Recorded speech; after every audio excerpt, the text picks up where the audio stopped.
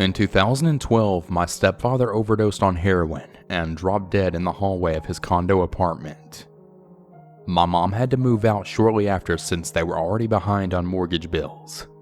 A few months later, my lease went up and I was barely making ends meet and couldn't find a new roommate. My mom offered me the key to the condo apartment to squat for a few months until I saved up enough money for my apartment. I decided to take the offer, and shortly after, I moved into the condo. After about a month or so, I was asleep in the living room, and I had this weird dream about my stepdad.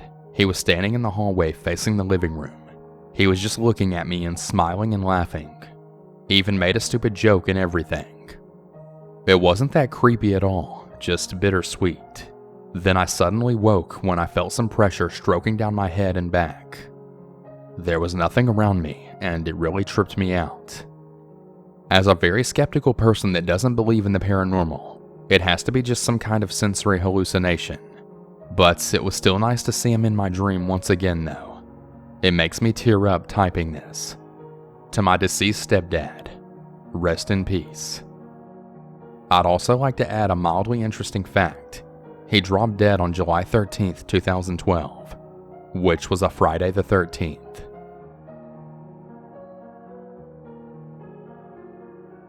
I live in a house that was built in the 1800s. It survived the 2 world wars and it's seen some pretty crazy things, I imagine. One of the previous owners had 2 sons, who both took their own lives. A lot of strange things happen. The animals will wake up from their naps and follow something with their heads, just as they would follow me if I walk around.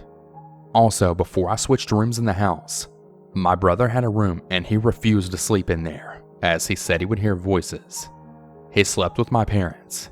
He was a child. He eventually got my old room, and since then he has slept in that room without any problems. There's also a whole floor we don't even use, and I sleep in the attic. I have a motion-activated light there that goes on as I'm walking the stairs to that unused floor. It would also switch on in the middle of the night sometimes, when nobody was walking under the motion detector. There's also some cold spots as well. When I was around 9 to 10 years old, I remember waking up to see a large shadow stood at the foot of my bed. I was living with my dad at the time. He has a very large house that was built in the 1800s. Every so often there would be an unexplainable event happen, such as footsteps when there was no one there, or hearing voices. On the night this happened, it was just my dad and I in the house, and my sister was staying with my mom at the time. I woke up and noticed the door to my room was wide open. I normally sleep with it closed. I then became aware of a large shadow-like figure watching me from the end of the bed. To describe the figure, it was around 7 foot tall. When the figure noticed me, it seemed to melt into the floor, and the door to my room slammed shut. Understandably, I was slightly traumatized by this whole experience. The next day, I decided to ask my dad if he was in the room, and he denied any knowledge of the event.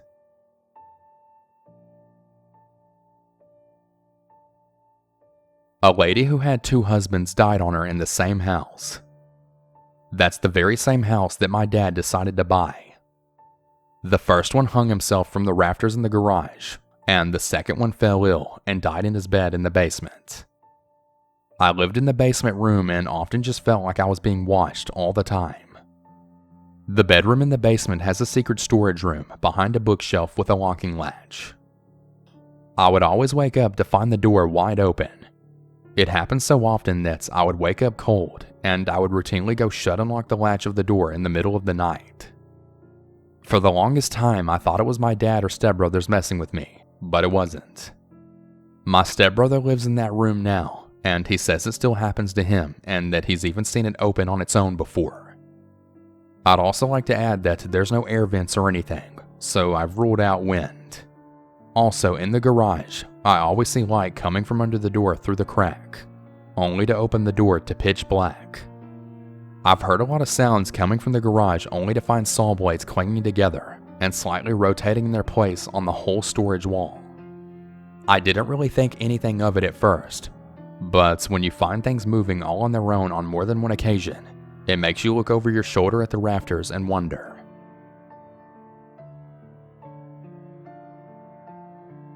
Me and my family moved from the US to the UK, and our parents bought an old beat-up house. It still had lead pipes for the water. A nightmare all on its own. Anyway, work proceeded on the house whilst we lived there. We started seeing bright lights in the corners of rooms at night. Footsteps on floorboards. The house had carpet. I was about 6 years old at the time and started getting woken up in the night by a little girl. She would dance on my chest of drawers for me. I was totally creeped out. My mom just passed it off as me dreaming. The workmen who worked on our house also complained. They said that things would happen like their tools being moved and an odd feeling like being watched. After about a year of this, one of my eldest sister's friends stayed over for the night. She woke the whole house up screaming, saying a little girl had been in her room. She had apparently pulled her from the bed, and that's when she woke up. That friend left the house and refused to ever come back. My mom had finally decided that maybe she needed to do something about it and get some advice. It was suggested to my mom and the whole family that we should treat the presences as part of the family.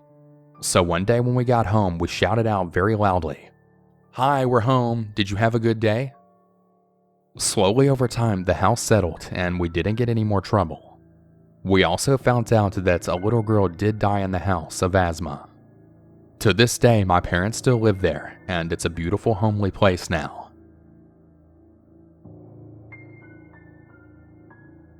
My uncle's house out on a very eastern part of New York was said to be haunted due to the family that had used to own it in the 1800s decided to not give it to the stableman and sold it instead. He and the maid were said to have haunted the place. We always used to joke that you would hear people or things moving around at night, but since the house is so old, we used to just laugh it off. My uncle's friend had her and her sister stay over at the house one night, and the friend had noticed a maid bringing towels down the stairs when she woke. She saw the maid again bringing what looked like a percolator down the stairs. She was so impressed by my uncle hiring staff. She eventually went back to bed and woke up later downstairs to see my uncle and his friend just chatting. She had asked where the maid went, and she thought that the maid was cooking breakfast for them. My uncle had no idea what she was talking about and asked what she looked like. The sister explained, and then he laughed. He walked her into the living room and pointed to an old picture. She then told him that that was the woman. My uncle replied, "Yeah, she's been dead for about 100 years.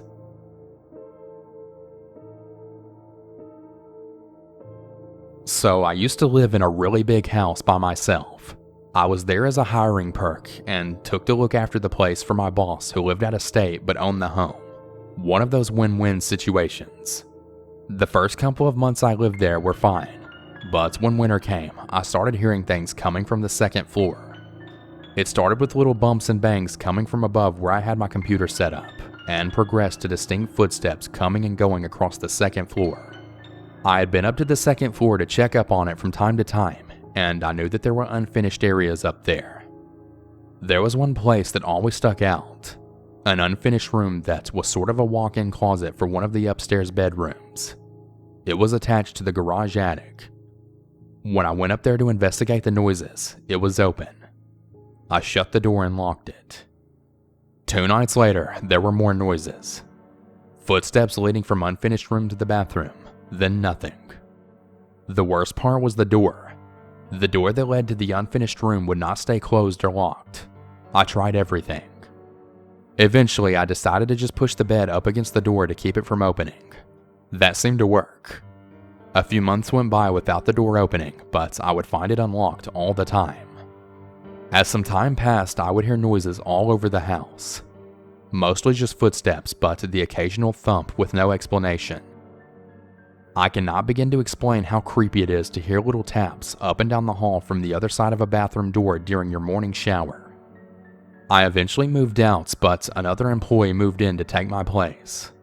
His stay there only lasted about a month.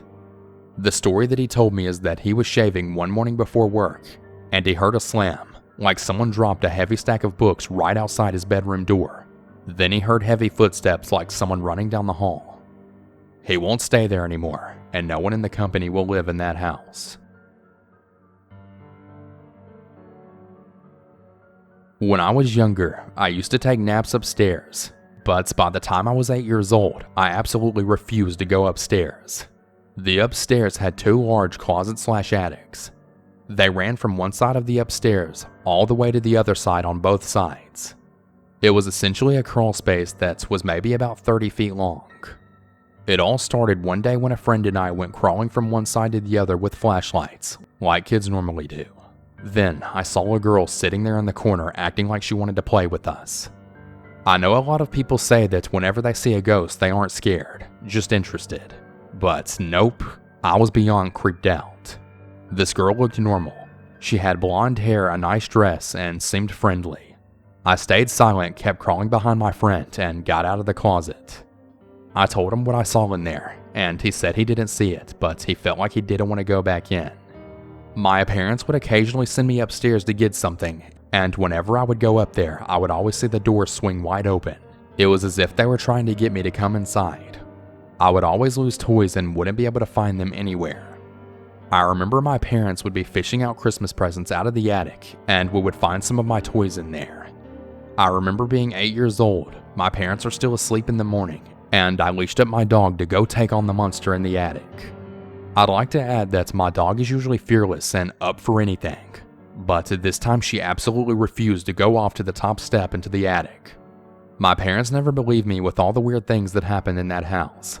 I would always get blamed for things that happened all over the house, leaving the lights on, toys all over, things that I absolutely knew that I didn't do. Well anyway, we move out of there when I'm about 10. Not a week passes before the new owners call us up and ask us if the house is haunted.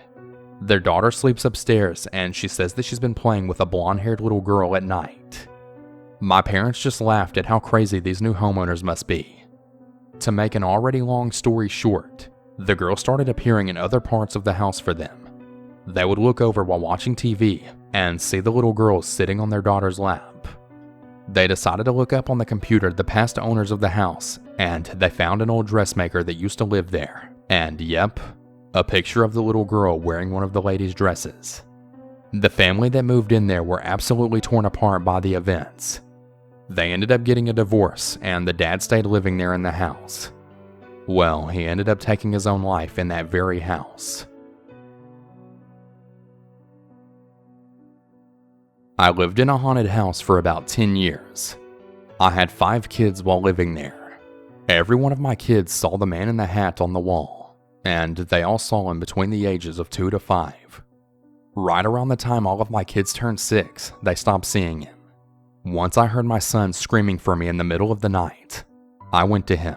He was 5 years old, and he begged me to make the drawer stop. I said, "Stop what?" I asked him what he was talking about, and he said they keep opening and slamming shut. He couldn't sleep because it was too noisy.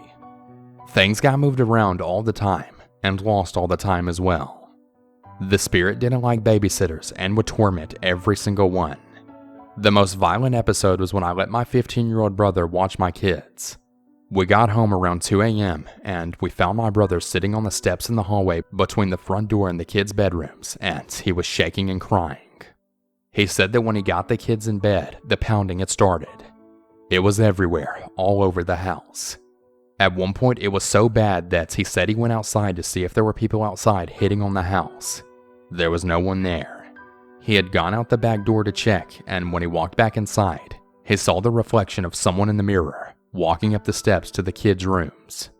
He then went running, thinking that someone snuck in when he was outside. He checked everywhere in the house, and there was no one in the house.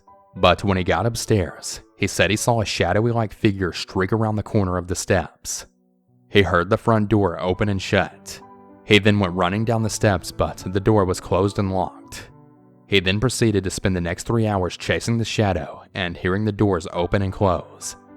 After that, he never babysat for us ever again, and neither would anyone else. I remember having lights shatter above our heads, and my children would laugh and talk to people in their rooms. We had neighbors call us all hours of the night asking if we were okay because they saw gangs of people in our yard sneaking around our windows. The cops got so used to getting the same 911 call that they stationed a cop to keep an eye on our house. There's so many more scary stories and nightmares that I had while living there, and it was super creepy. We eventually moved out, and the people that moved in after us only stayed for a month. They said it was too scary for them. The house has been vacant for about 8 years now. So my husband and I rented a really old house. We had to fix it up a bit before my son came home from the hospital. He was very premature. He was in NICU for almost 5 months. We took down the wallpaper and painted, took down the popcorn ceiling, the whole 9 yards.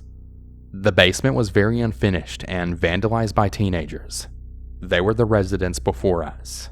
There was swastikas everywhere. We didn't bother finishing it because we didn't really need the room. I only went down there about once out of the year that we lived there. I always got a creepy feeling. It was like someone was watching you and they were angry. Sometimes that creepy feeling would come upstairs. I would give it about a week or so thinking it was in my head, and then I would sit in the car with the baby while my husband burned sage to clear it out.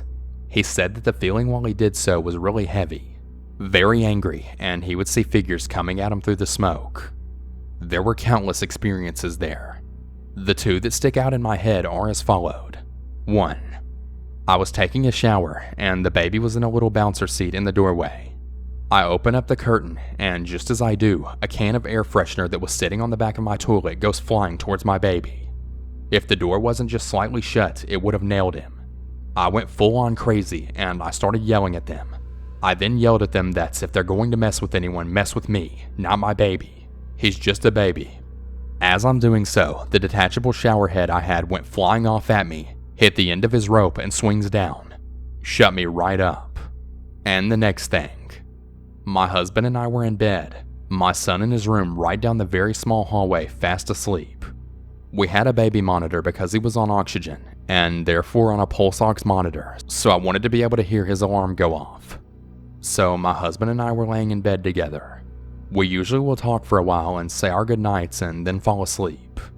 We say our goodnights on this particular night, and not even 5 minutes later, we both hear clear as day a little girl laughing in the baby monitor. My husband jumped up out of bed ready to see what the heck that was, but I already knew no one was there. I was stunned. I literally couldn't move until I finally fell asleep. I do not miss that place. Not one bit. I have lived in 2 haunted places. The first was a house that we lived in for a short while when I was 12.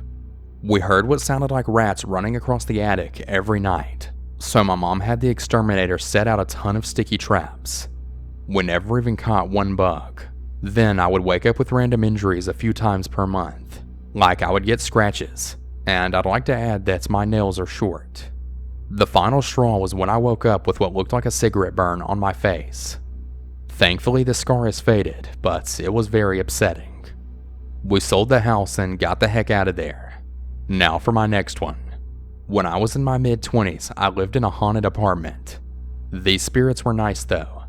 I lived alone in a fourplex where my direct neighbor was never home, and the downstairs neighbors never made noise at night. I would always hear people whispering in my hallway nearly every night. At first, I would always get up and look for the source of the voices. The parking lot was still, nobody outside in the courtyard, and the neighbors were either gone or passed out. This happened every night.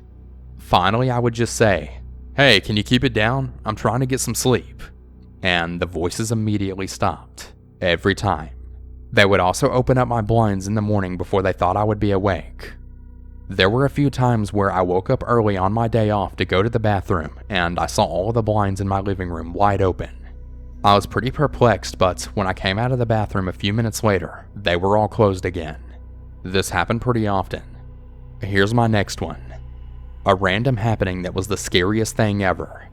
My husband had died and I had him cremated. I was still very young and had no children, so I moved on after only about 6 months. My now new husband had just started staying over at my place when the weird stuff started to happen. I began to see a shadow person in the mirror on my wall. Then one night, my clock fell off the wall. I also experienced this awful sleep paralysis and saw the shadow person again. I have never been so scared in my entire life. I finally made the decision to spread the ashes of my deceased husband And after I did that, everything stopped. My deceased husband was a very mean man. He actually blamed me after his friend did some very awful things to me, and he eventually took his own life by not taking the insulin for his type 1 diabetes because he was trying to spite me for kicking him out. I should have just known that he would haunt me once I moved on.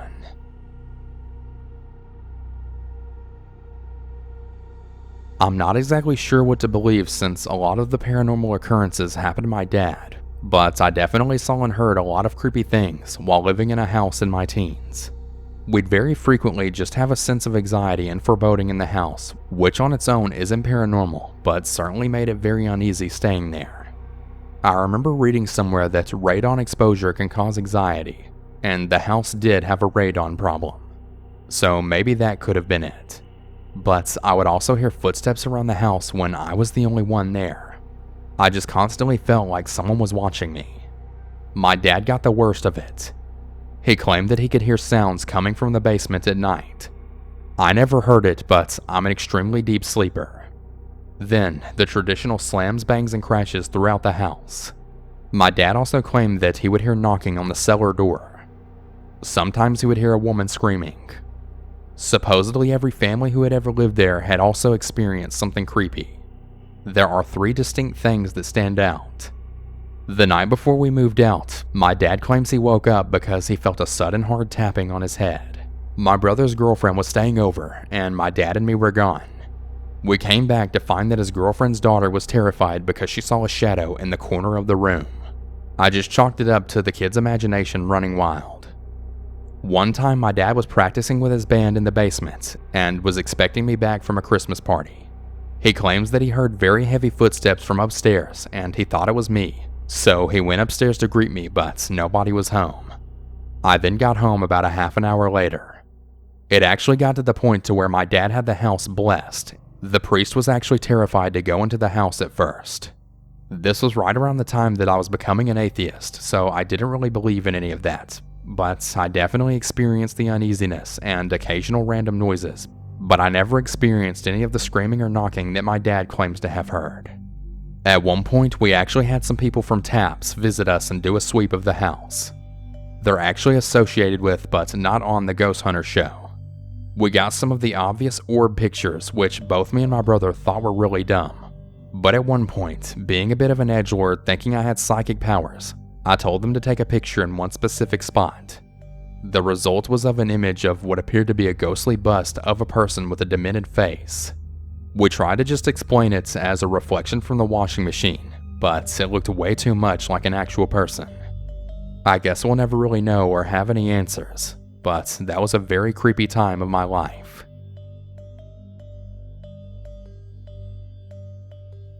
Hey everyone, I hope you enjoyed today's video.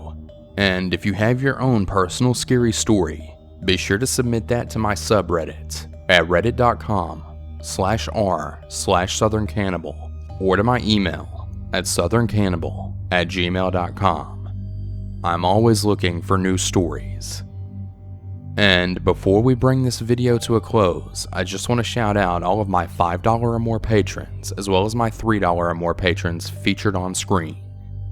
Shout out to Babe Lincoln, Beth A, Kate E, Celeste S, Ellie S, Emily W, Heather B, Howard R, Jacqueline W, Jazzy G, Jonathan C, Lori J, Matthew B, Michael G, Random Randy, Steph L, Tammy S, and Terry H. Thank all of you so much for supporting me on Patreon. I really appreciate it more than you know. And if any of you would like to join these awesome people and also become a patron, head over to my Patreon at patreon.com/southerncannibal. Thank you everyone, and have a good one. And remember to always stay hungry.